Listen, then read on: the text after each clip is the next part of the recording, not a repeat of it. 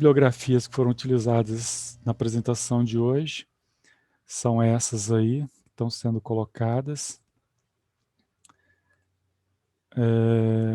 Com relação às colônias e essas aqui com relação ao umbral.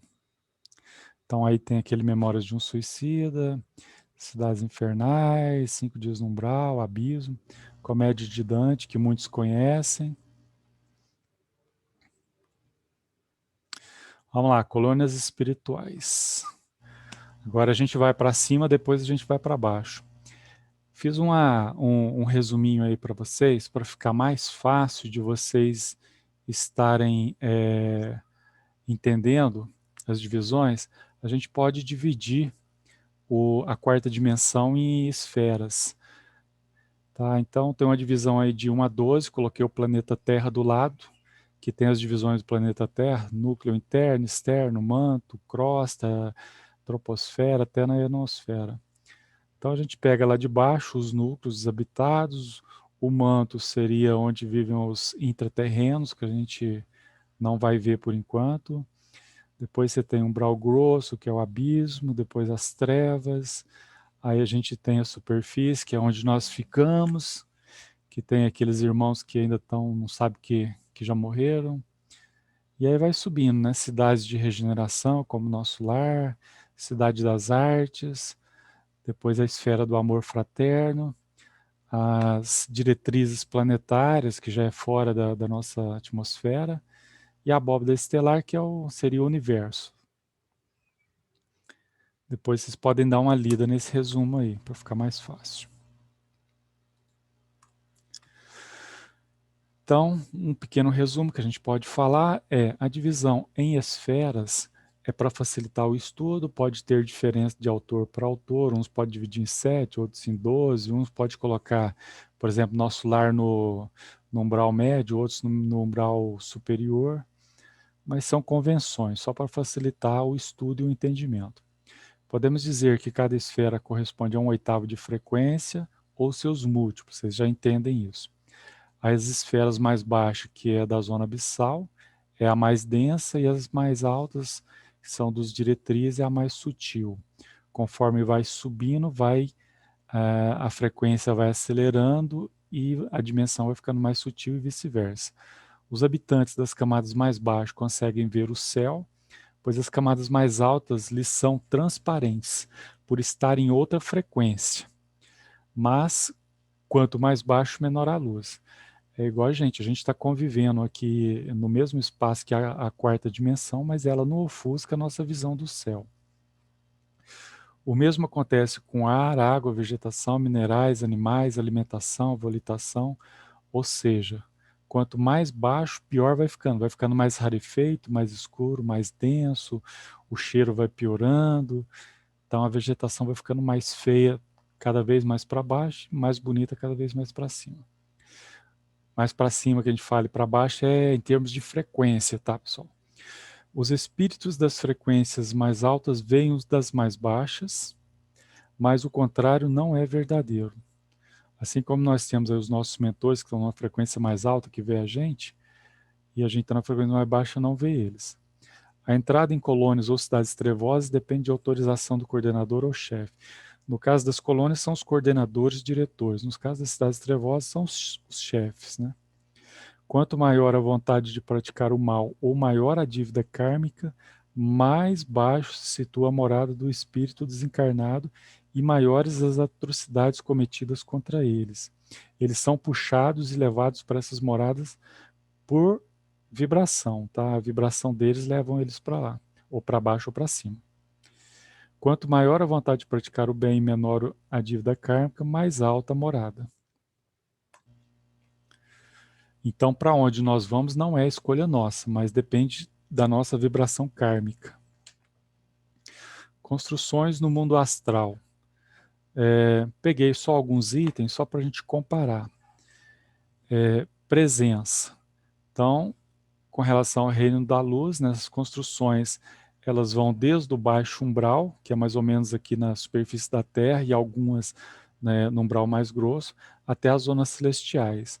Já das sombras vai lá do abismo, que é a mais baixa de todas, até aqui no umbral baixo, que seria algumas dezenas de metros acima da superfície.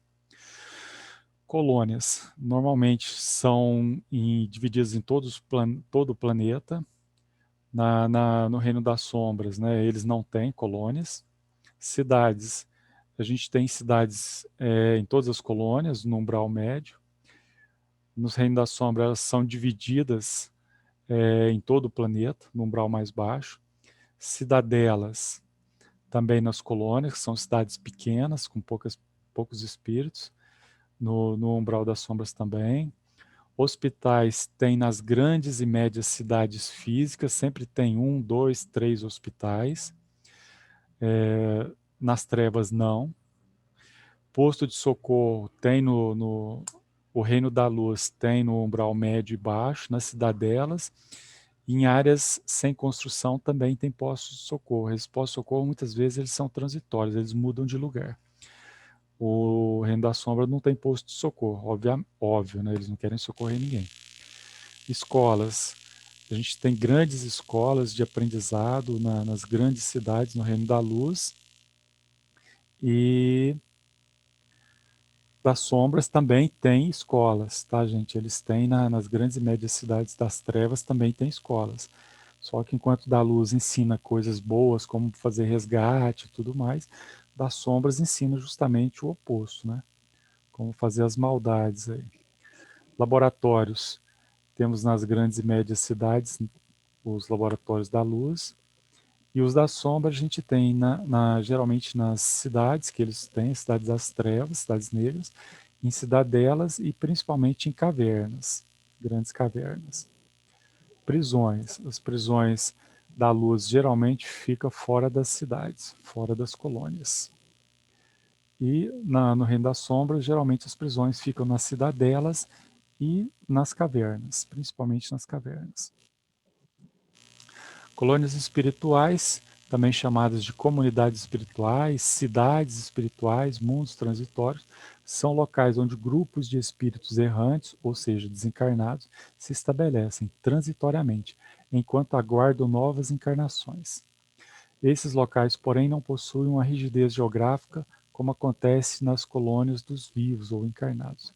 Estão, na verdade, mais ou menos próximo da Terra, segundo o grau de evolução dos seus componentes, o que rege a formação de colônias e a lei de afinidade. Não vou também ficar lendo tudo, mas a gente vai ver várias colônias. Então, algumas colônias conhecidas que a gente tem, né? Colônia das Águas, que está nessa região aí do Amazonas. As colônias, elas têm uma região mais ou menos delimitada, que a gente vai mostrar, e elas têm mais ou menos também uma especialidade. Não quer dizer que elas façam só aquilo, mas geralmente elas são especializadas naquilo. Então, a colônia das águas, ela tem essa especialidade de desencarnados com problemas circulatórios. Colônia Amigos do Mar, no extremo sul da Bahia, ela tem especialidade de atendimento nas igrejas, nas casas de misericórdia. A da praia, no Espírito Santo, atua na ecologia terrena, desenvolve estudos, mantendo observação atuante no equilíbrio do exercício do oceano. Rogério! Colônia das Flores.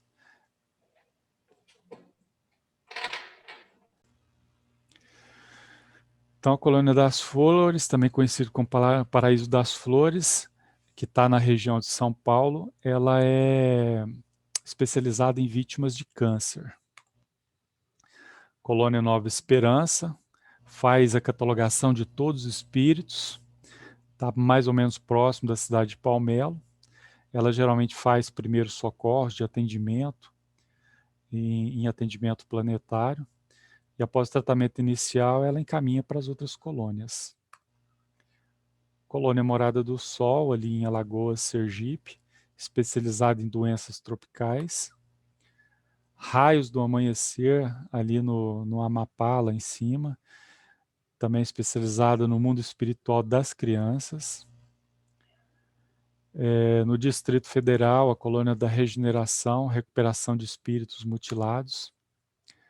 Colônia do Sol Nascente, no cantinho ali de Goiás com Minas Gerais, especializado na preparação do espírito para a reencarne.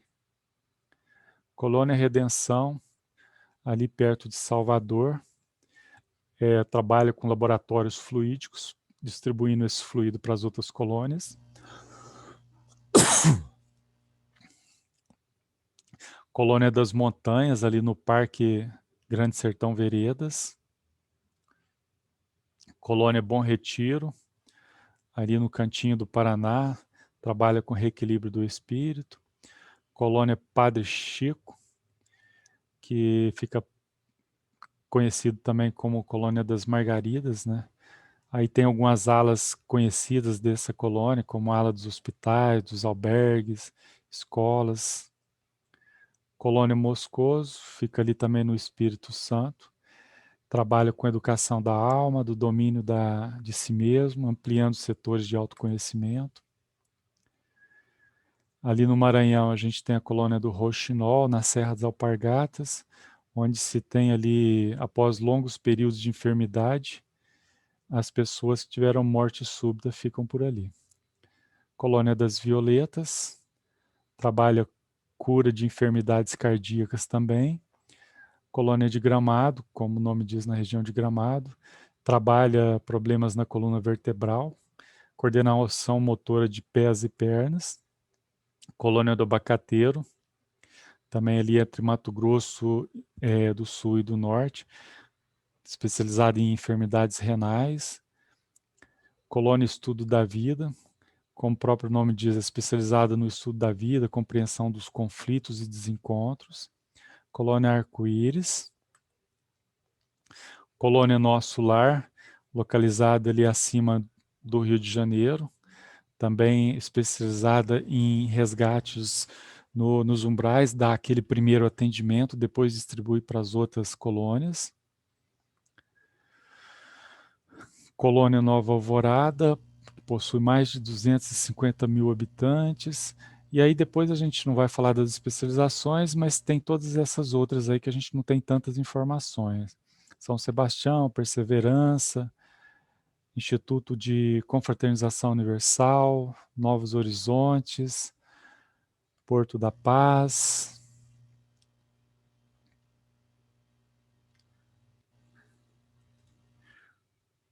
Fraternidade do Cálice, do Coração, Essênios, Filhos do Sol, Legião do Reino.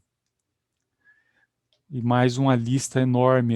A gente colocou aí em torno de 58 colônias, tá? Então vocês podem dar uma olhada aí, nem todas, a gente tem muitas informações delas.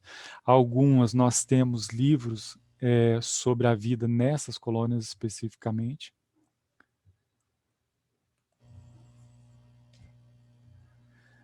Bom, isso aí é para cima, agora para baixo a gente tem umbral. Para baixo em termos de vibrações, né?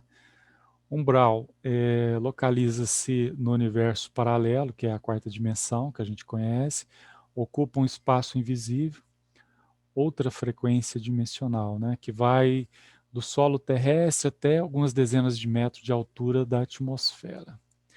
A gente tem as regiões abaixo da superfície também, mas abaixo da superfície a gente vai tratar com outro nome. A gente vai tirar esse nome de umbral e tratar ele de outra forma, como ele é conhecido em várias literaturas. Umbral é um ambiente depressivo, angustiante, vegetação semelhante ao limbo, ambiente sujo, odor desagradável, clima e ar pesado e sufocante. Vegetação varia de acordo com a região do umbral, muitas vezes constituída por pouca variedade de plantas, árvores normalmente de baixa estatura, troncos grossos, retorcidos, pouca folhagem, possível encontrar alguns tipos de animais e aves desprovidos de beleza. Temos montanhas, vales, rios, grutas, cavernas, penhascos, planícies, regiões de pântanos, cidades, cidadelas, todas as formas que podem ser encontradas na Terra. Como os espíritos sejam encarnados, né, eles se agrupam por afinidades, os desencarnados, ou seja, se unem de acordo com seu nível vibracional. Existem inúmeras cidades habitadas por espíritos semelhantes. Algumas cidades se apresentam mais organizadas e limpas do que outras.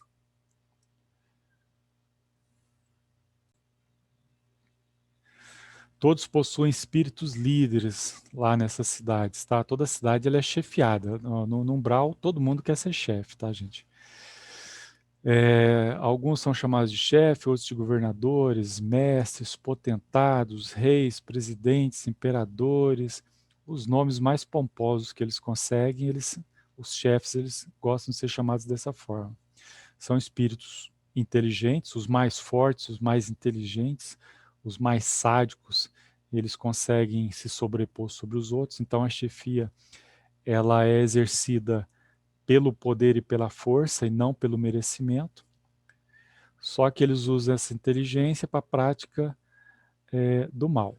São estudiosos de magia, conhecem muito bem a natureza, adoram o poder, quase sempre odeiam o bem, e os bons que podem pôr em risco a sua posição de liderança. Bom, se eles não gostam dos bons, toda vez que alguém começa a emanar a luz, eles logo querem dar um jeito, né? Características do umbral, resumidamente, a gente tem predomínio de paixões e ações negativas, o mal, as brigas, eu estou falando do lado dos seres de não-luz, porque a gente tem os seres de luz que também estão no umbral para resgatar esses seres de não-luz, tá, gente? Então, o mal, as brigas, harmonias, perturbações generalizadas campeiam nessas realidades. Ociosidade marcante entre seus habitantes, muitos dominam outros habitantes subjugando ao trabalho escravo. Então, quem é mais forte faz os mais fracos como escravos. Através da sua vontade autoritária, perturbadora. Os habitantes se comunicam pelo uso de palavras articuladas. Os seres de luz, eles se comunicam por telepatia, e os seres de não-luz, eles falam, usando a linguagem verbal mesmo, a boca, como se estivessem encarnados. Os obsessores dominadores mantêm controle mental sobre aqueles a quem subjugam, por meio dos recursos da hipnose e das chantagens emocionais. Volitação é restrita quando ocorre, não há deslocamentos significativos, permanecendo entidades próximas ao solo. Eles não têm o domínio da volitação, e mesmo os seres de luz que têm o domínio da volitação, dependendo da região do umbral, é muito difícil volitar, por isso que eles caminham quando é necessário visitar essas regiões. O trânsito está temporariamente interditado às regiões mais elevadas, ou seja, aqueles que estão lá embaixo, eles não têm acesso aos níveis mais altos, onde eles teriam que mudar de frequência e subir a frequência. Eles não conseguem subir a frequência deles e frequentar regiões com as vibrações mais altas. A natureza não oferece beleza, há predomínio de cores fortes e sombrias, uma espécie de névoa envolve as regiões, árvores e animais estranhos, feios, sem visos. Cidades possuem edificações bizarras, pintadas em tons berrantes. As músicas são exóticas e irritantes. Relevo é árido, áspero. Há vales permeados de cavernas, grutas, abismos e pântanos. Comunidades exercem influência direta nos encarnados. Então, muitos desses habitantes, eles exercem influência sobre os encarnados. Habitantes do umbral, verdadeiros farrapos humanos, alguns seminus, outros com roupas em trapos, corpos imundos e feridos. No posto, os espíritos são tratados e orientados, o tratamento pode levar alguns dias ou até meses, continuam livres e podem optar por retornar para as zonas umbralinas, onde ficam lá os chefões negros, ou seguir para uma colônia, onde terminarão seu tratamento, passarão a frequentar aulas, cursos, para se informarem sobre sua atual situação após a morte. Um espírito só pode ser ajudado quando deseja com sinceridade ser ajudado. Não se pode ajudar ninguém à força. Então, aqueles espíritos que estão lá nas zonas umbralinas, jogados lá, por mais que eles reclamem, se eles realmente não se arrependerem, fizerem uma oração, pedir uma ajuda, eles não podem ser ajudados pelos socorristas. Só quando eles realmente se arrependem e pedem ajuda é que os socorristas têm acesso a eles. Isso acontece porque se levar um desses espíritos para um posto de atendimento, para um hospital, para uma cidadela, eles vão causar muita bagunça ali dentro. Porque assim que as necessidades iniciais deles forem atendidas, eles vão se revoltar e começar a criar o caos ali dentro daquela comunidade que tem uma vibração totalmente diferente da vibração deles.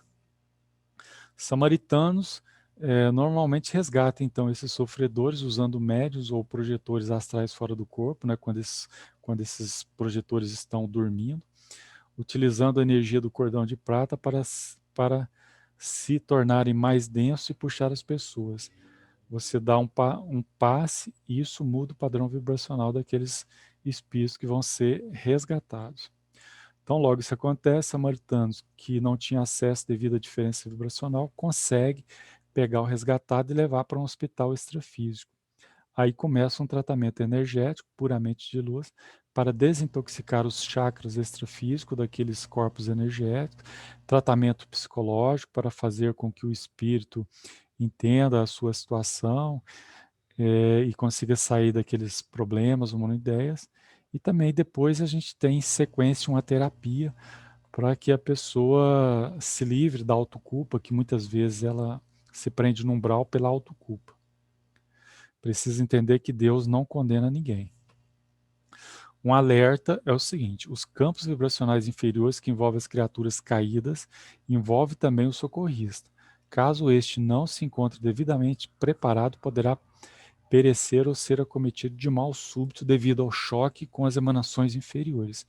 Portanto, não é qualquer um que poderá participar de empreitadas de socorro em ambientes do astral inferior, adentrando abismos insondáveis. Então, aqueles projetistas que trabalham ou conscientes ou inconscientes, não são todos que podem fazer esse tipo de trabalho. Laboratórios. Nos umbrais, principalmente nas regiões mais baixas, onde se situam as trevas, existem muitos tipos de laboratórios. A gente coloca alguns aí só para vocês terem uma noção dos tipos que são possíveis. Então, a gente tem laboratórios de computação, onde são desenvolvidos programas de dominação da mente para chips e antenas, que nós já estudamos nos recursos tecnológicos que existem nas trevas. Laboratórios de implante, onde são levados os encarnados em desdobramento durante o sono para implantes de chips e outros. Geralmente, esses desencarnados são levados, eles têm algum comprometimento moral, tá? Se o espírito é um espírito de luz, eles não conseguem levar ele à força. Ele tem que ter algum tipo de pacto, algum tipo de aceitação com esses seres das trevas, então normalmente eles vão de boa vontade, mesmo que às vezes sendo enganado, achando que está fazendo outras coisas. Laboratórios de hipnose, onde são levados encarnados em desdobramento para sessões de lavagem cerebral. Então a gente tem verdadeiros terapeutas lá que aplicam sessões de lavagem cerebral nos desencarnados desdobrados. Mesma coisa vale aqui. Todos esses que são levados, eles vão por afinidade e por concordância. Tá? Não são levados amarrados e à força. De aparelhos, onde são desenvolvidos novos aparelhos para serem utilizados para manipulação de encarnados e desencarnados. Então eles desenvolvem equipamentos deles, servem tanto para os desencarnados que estão ali como escravos deles, como asseclas, quanto para os encarnados que é colocado ali no duplo etérico ou no corpo astral. Laboratórios de energia, onde são levados encarnados e desencarnados para extração de fluido vital de baixa vibração que são usados para revitalizar os serfões e materialização de suas construções. Então, os corpos astrais, sejam desencarnados ou desencarnados, eles funcionam como baterias de energia. E os cientistas das trevas, eles desenvolveram uma tecnologia onde eles conseguem extrair essa energia e guardar elas em bancos de energias, onde depois eles podem distribuir isso daí como se fosse verdadeiros bancos de sangue, mas na verdade são bancos de energia. De pesquisas genéticas, estes são os piores. Espíritos aprisionados são violados, desvitalizados, esquartejados, os seus DNAs são modificados muitas vezes para tipos animais, para tipos híbridos, são zoantropizados, torturados e todo tipo de horrores, tá, gente? O que vocês se lembram que é mostrado ali nos campos de concentração nazista é só uma projeção muito tímida do que acontece nesses laboratórios lá, das regiões mais baixas do umbral. Sempre que possível, as equipes de resgate invadem esses locais, resgatam os escravos e cobaias, destroem os laboratórios. Muitas vezes os corpos estão tão danificados, os corpos astrais, né, que têm que ser exilados para orbes primitivos. Existem casos que a gente vai ver mais para frente que eles são tão drenados e destruídos que o corpo astral não existe mais, ele é totalmente destruído, então sobra só o corpo mental. E aí esses seres totalmente deformados, eles têm que ser exilados para outros orbes primitivos para começar de novo ali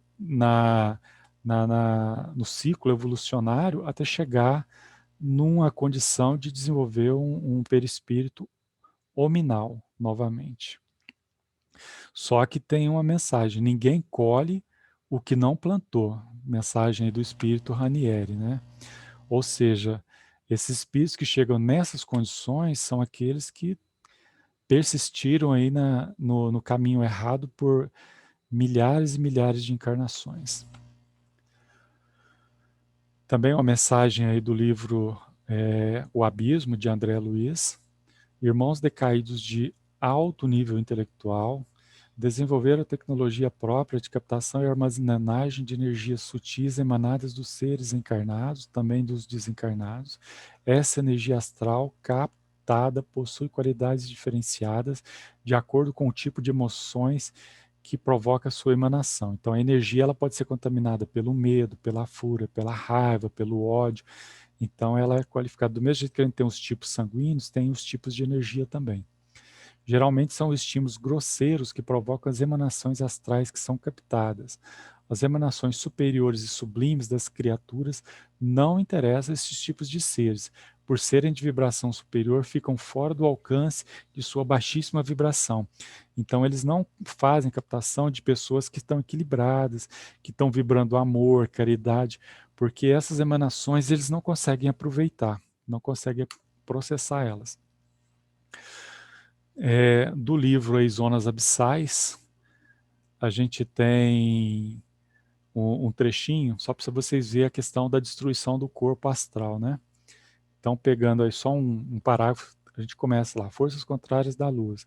Daqui partem raptores treinados, comandados para subir à superfície pelos túneis e capturar espíritos, cujos corpos foram bombardeados por substâncias químicas e desencarnados de forma violenta. E aí o André pergunta, né, são viciados em drogas e traficantes? Sim. Então essas substâncias químicas são vários tipos de vício. E o desencarne violento geralmente é assassinato, confronto com arma, esse tipo de desencarne. Esses mesmos os quais nos referimos. Os raptores arrastam-nos até a superfície e agarram suas vítimas, arrastando-as até os laboratórios. Então vocês veem que essas vítimas são espíritos e almas extremamente comprometidas com o mal, que estão encarnadas e desencarnam dessa forma. Aqui são, e alguns nem desencarnam, tá? É buscado o corpo astral e depois ele acorda e o corpo astral volta. Aqui são induzidos ao sono até que chegue a hora de submetê-las às experiências cruéis. Aí o sono, no caso, são sono astral. No mesmo instante em que Ranieri fala, chega uma ratazana imensa, trazendo entre os dentes o espírito desacordado de uma mulher. Meu irmão, aquela ratazana é um robô, um espírito humano deformado ou uma forma pensamento? Aí a resposta, são seres humanos, que na execução do trabalho degradante de percorrer túneis e esgotos no astral, abaixo das favelas, isso aconteceu no Rio de Janeiro, tá, gente, essa história que está sendo contada, a serviço do mal, perdem a forma humana e adquirem a aparência dessas imundas criaturas da natureza. E aí a gente estudou aquela questão da zoantropia, então esses seres, com essa baixa vibração e com esse tipo de atividade, né, esse livro está dizendo o seguinte, ó, de tanto fazer isso, eles acabaram adquirindo a forma de uma ratazana, mas é um ser humano.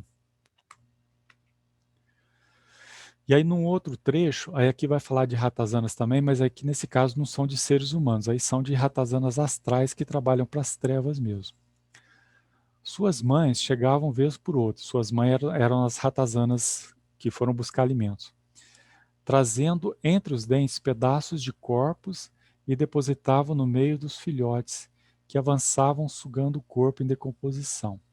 Bom, essa história aí conta o seguinte, que lá naqueles laboratórios, depois que os corpos eram desvitalizados, não tinha mais energia, era feito todo tipo de experiência, eles eram descartados numa pilha de espíritos ali que não servia para mais nada. Então essas ratazanas iam lá nessa pilha, onde estavam esses corpos descartados e buscava eles, só que buscava aos pedaços, né?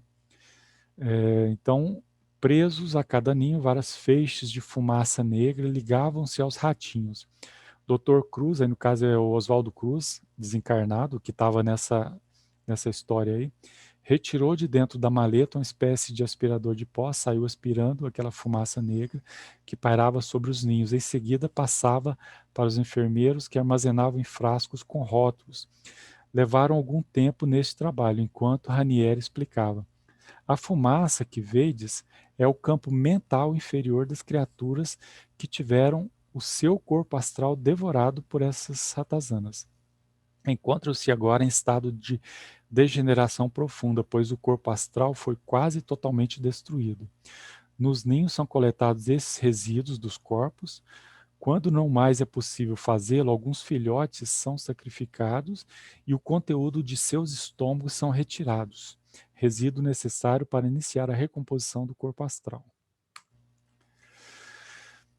Materialização de reptilianos. O que geralmente ocorre, então, muitos desses laboratórios, geralmente eles são dominados, chefiados e coordenados por seres reptilianos, que a gente estudou lá, os arcontes, né? O que geralmente ocorria em rituais secretos de magia negra pode ocorrer à luz do dia desde que haja liberação de certa quantidade de energia inferior por um grupamento de encarnados. As festas que existem atualmente, com música estridente, drogas e álcool, são ideais para a materialização desses reptilianos. Só que quando eles se materializam, eles não se materializam como reptilianos, eles se materializam com a forma humana para enganar as pessoas. É sempre alguma vítima, né, pois algumas vezes necessita de energia extra, então sempre alguém vai morrer ali para eles usarem aquela energia. Formas de resgate, tá, gente, nessas zonas aí. As armas usadas quando o resgate é no umbral, em local dominado pelos seres de não-luz, incluem lança-raios. Esses lança-raios parecem aqueles aspirador de pó de carro, aqueles pequenininhos, que aperta um botão, ele solta um raio, então, e vai na direção daqueles entes de não-luz. Ao levar esse choque, eles têm a impressão de que eles estão morrendo. Aí eles começam a estrebuchar, caem no chão, e muitos deles desacordam e vão acordar muitas horas depois. Redes magnéticas, que é semelhante a uma rede de pesca, só que ela emite um pulso elétrico que imobiliza os espíritos, são usadas geralmente para recolher os espíritos e levar eles depois. Lanças, geralmente são usadas mais pelos romanos, que também fazem parte dos samaritanos. Elas, além de perfurar, elas emitem raios também que podem desacordar os espíritos. Escudos magnéticos, equivalente como se fosse um guarda-chuva, quando ele é acionado, ele cria uma tela na frente daquele ser de luz que protege ele contra ataques, por exemplo, pedras, coisas que são lançadas contra eles. Ela é totalmente invisível, mas ela cria uma barreira ali que não deixa nada passar. Bombas de luz são artefatos usados para invadir alguns laboratórios, algumas cidades, porque as cidades são cercadas por grandes muros e portões, e os laboratórios também têm portas, às vezes muito fortes. Eles jogam essas bombas lá, essas bombas explodem como uma forma de luz, criando uma passagem para que aquele grupo de resgate entre. As granadas, elas são como as granadas que a gente tem aqui mesmo, só que elas emitem também luz em um pó, que esse pó ele invade o ambiente e desacorda todos os espíritos que estão ali dentro. Então eles desmaiam e as equipes de socorro entram lá dentro e colocam eles em macas e retiram. Os espíritos que têm que ser adormecidos ou que não têm condições de andar são levados em macas até o transporte. Então, quando é feito um resgate, se o espírito consegue andar, ele vai andando. Se ele não consegue andar, ele tem que ser colocado numa maca. Então você tem as macas de campanha, que são carregadas por 2 socorristas, parecidas com aquelas do SAMU, e algumas mais modernas, são as flutuantes, que são como aquelas dos filmes de ficção, que ela vai deslizando no ar. O transporte. Com relação ao transporte, depende do local, ou seja, o nível do umbral, do tipo de socorrista, né, dos recursos, podendo ser portais dimensionais. Esses portais é como aquele que tem lá naquele filme Doutor Estranho, que ele faz lá um giro com a mão lá, invoca um portal, abre como se fosse um espelho, ele entra de um lado e já sai numa dimensão totalmente diferente num outro local. Pode ser um túnel de luz ligando 2 pontos específicos, com locais para transportes, locais para sentar, macas. Esse daí é como se fosse um túnel mesmo, só que ele é feito de luz. Imagina, por exemplo, o transporte que é feito hoje de dados através de fibra ótica. A fibra ótica ela transporta luz na velocidade da luz. Então você coloca dados ali vamos supor, aqui em Franca, transmite para a China e ela vai em questão de fração de segundos, mas ela vai por dentro dessa fibra ótica como luz. Esses túneis de luz funcionam dessa forma. Várias cidades socorristas em colônias, eles têm pontos de luz ali, portais de túneis que são ligados a várias cidades na Terra, tá? Então você pode ter por exemplo, lá em nosso lar, tem uma porta que tem um desses túneis de luz que está ligado aqui em Franca, por exemplo. Carruagens puxadas por cavalos, pode acontecer que num umbral muito denso também, ao invés de usar esses recursos aí, pode usar carruagens para entrar e vai resgatando individualmente essas pessoas, vai uma coluna de soldados de cada lado das carruagens para fazer a proteção. Esse tipo de resgate vocês vão conseguir ver naquele livro Memórias de um Suicida, lá descreve muito bem como é que funciona dessa forma. Os aerobus, que é muito utilizado em todas as colônias, esses aerobus também eles podem descer até os umbrais, eles são enormes, cabe ali dezenas ou até centenas de espíritos, dependendo do aerobus que é utilizado. Eles estacionam no local onde está sendo feito o resgate, os socorristas levam ali os espíritos lá para dentro e depois ele vai para as colônias. Pode ser por naves espaciais, hoje está sendo muito utilizado isso daí. Os irmãos galácticos eles têm trabalhado muito intensamente no esvaziamento do umbral. Então eles chegam com as naves, ela pode ficar flutuando e eles subirem por um raio trator, ou então eles podem descer uma rampa e subir as macas por aquelas rampas. E aí depois as naves vão para onde elas têm que levar aqueles espíritos. Bom, falando nisso, para onde que são levados então esses espíritos resgatados, né, gente? O destino é muito variável. Depende do local onde foram resgatados as almas, da integridade do perispírito, da periculosidade daquelas almas resgatadas e se demonstra vontade sincera de reformar seus atos, podendo ser postos avançados, que tem muito, e geralmente a maior parte dos espíritos resgatados no umbral passam primeiro pelos postos, antes deles irem para todos os demais locais. Então, quando não há hospitais na região ou precisa de recobrar a consciência, geralmente não tem outro lugar a não ser os postos avançados. Hospitais de campanha têm menos recursos, são montados em locais de batalhas, geralmente batalhas da luz com as trevas, tá, gente? Onde tem muitos feridos ali. Grandes operações de resgate de escravos e sobre centros e terreiros de umbanda.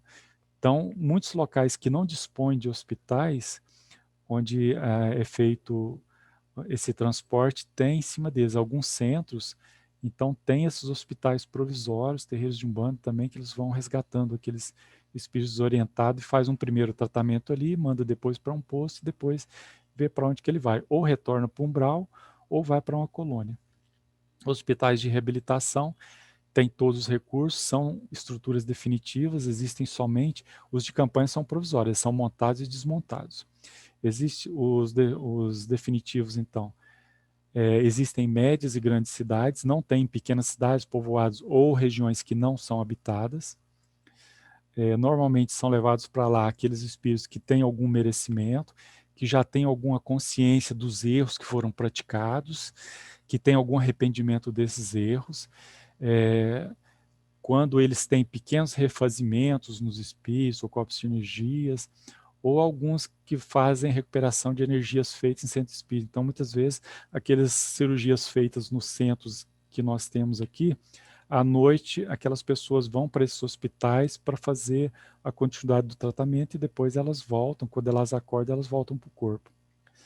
Escolas de reajuste tem normalmente em colônias, os espíritos que vão para lá não têm direito a sair, até que eles completem os estudos, que podem demorar alguns anos, são para aqueles que eram das sombras, trabalhavam do lado da sombra e concordaram sinceramente em se modificar.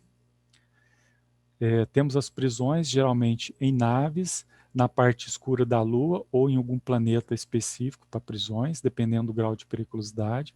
São para espíritos de altíssima periculosidade e que não aceitam se modificar ou que precisam de um local provisório até que eles sejam julgados com relação aos crimes deles. E depois a gente tem o exílio, né, que está acontecendo em massa no nosso planeta. Eles vão para outros orbes inferiores à Terra, são para aqueles que já não têm nenhuma condição de recuperação de seu perispírito, igual a gente viu lá das ratazanas, né, que perdeu completamente o corpo astral, ou que tenham vibrações muito baixas para um planeta de regeneração. Ou seja, se eles ficarem aqui, eles não vão se adaptar a esse planeta. E eles vão atrapalhar os que estão em evolução. Exemplos: magos negros, cientistas abissais, ovoides, espíritos antropizados, escravos muito deformados em experiências de laboratório, espíritos que não conseguem perdoar, viciados reincidentes em várias reencarnações. Um comentário aí de Bezerra de Menezes, em um dos livros, sobre resgates, né? Então a pergunta: o irmão é dos postos de socorro especializado onde as almas bizarras que são resgatadas dos abismos são encaminhadas ao exílio? É a pergunta.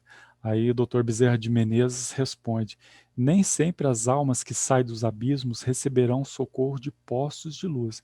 Algumas seguem diretamente para as naves prisões e partem em direções a planetas inferiores à Terra.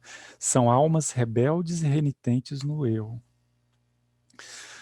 Bom, e aí a gente vai descendo mais um pouco, a gente chega nas zonas abissais, essas regiões ainda inferiores aos umbrais, ou seja, pior do que os umbrais, onde o domínio sobre o ser imortal é cada vez maior, o ser se afasta cada vez mais da sua natureza iluminada como filho de Deus, e aos poucos vai perdendo partes superiores do seu próprio ser. É preciso esclarecer que existem postos de socorro perto de algumas dessas regiões, mas quando elas são muito baixas, nem posto de socorro é permitido que aconteça, tá, gente? Característica das zonas abissais. Podemos dividi-las de acordo com os seres que habitam em trevas e abismo. Os abismos podem ser tanto nas zonas de terra quanto nas zonas marítimas. É muito comum cidades nos abismos marítimos. A gente sabe que a gente tem aí regiões no mar onde a gente tem quilômetros e quilômetros de profundidade. Nesses locais, geralmente tem cidades das sombras, que são consideradas cidades abissais. Ambas abaixo da superfície da crosta terrestre, então a gente sempre considera o nível do mar, tá? Domínio de magos e draconianos. Então, os reinados e potentados eles são divididos entre essas duas espécies, que são os draconianos ou reptilianos, e os magos. Então, eles brigam ali pelo domínio, algumas vezes eles fazem acordos, e em outras vezes eles brigam entre eles. São nesses locais que se localizam os laboratórios de pesquisa genética do governo oculto, grandes cavernas com muitos escravos e rituais indescritíveis de crueldade. As trevas é um local de baixíssima vibração só permitido para poucos médiuns desdobrados e equipes socorristas especializadas em confrontos com seres desses locais. Então, nem todo médium pode ser desdobrado para lá e nem toda equipe desencarnada pode ir lá. Tem equipes especializadas só nesses locais. Os chefes dessas áreas não sobem à superfície, mas mandam seus asseclas para fazerem os serviços. As regiões mais profundas é chamada de abismo e não é permitida a encarnado. Então, no abismo, nem um tipo de encarnado pode descer, somente desencarnados, e mesmo assim alguns que têm luz, porque alguns desencarnados que não têm uma luz suficiente, não têm um passaporte de um anjo protetor, um arcanjo, também se for lá ele pode ser capturado.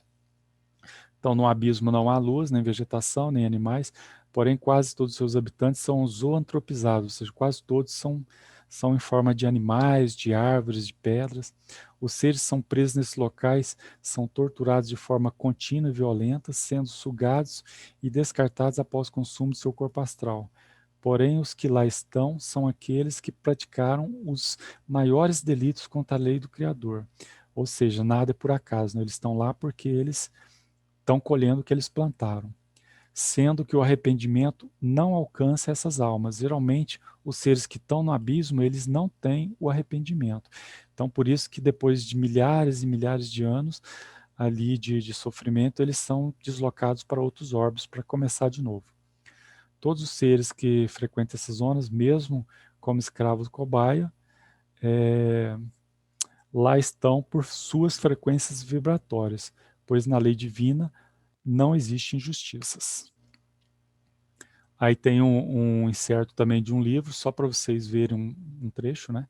A serpente, esse aqui é o Abismo, o livro.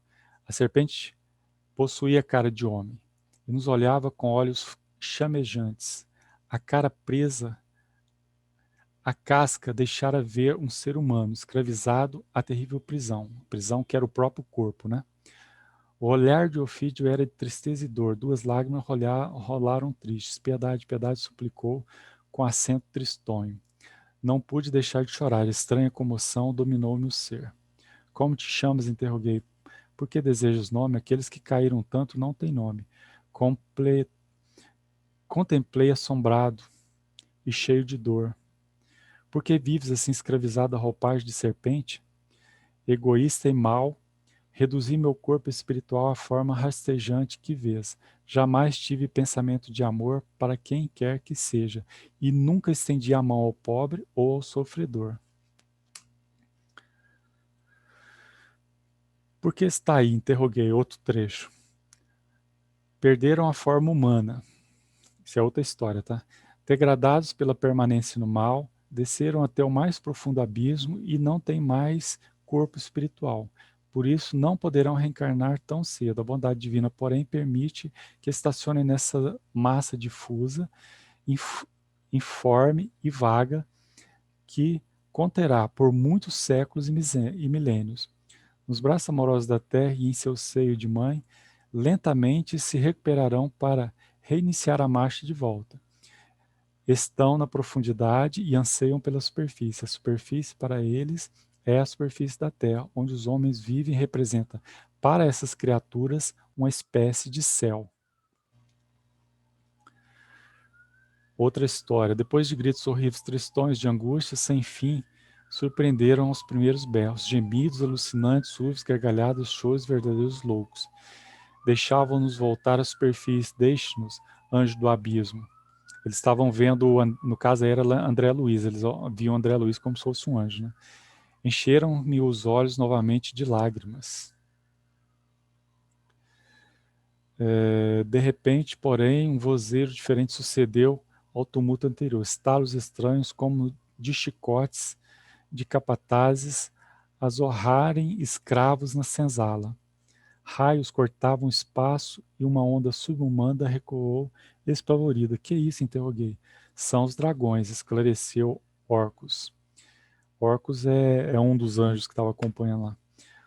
Os terríveis dragões, perversas entidades que governam estes ermos com intensa crueldade, incapazes de cumprir as leis de Deus.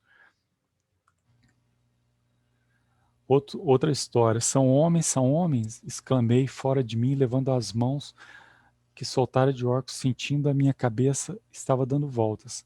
Profunda repugnância dominou os sentidos. Rajadas vibrações inferiores, descontradas e terríveis, partiam daquela criatura e atingiam-me em cheio. Pensei morrer mais uma vez.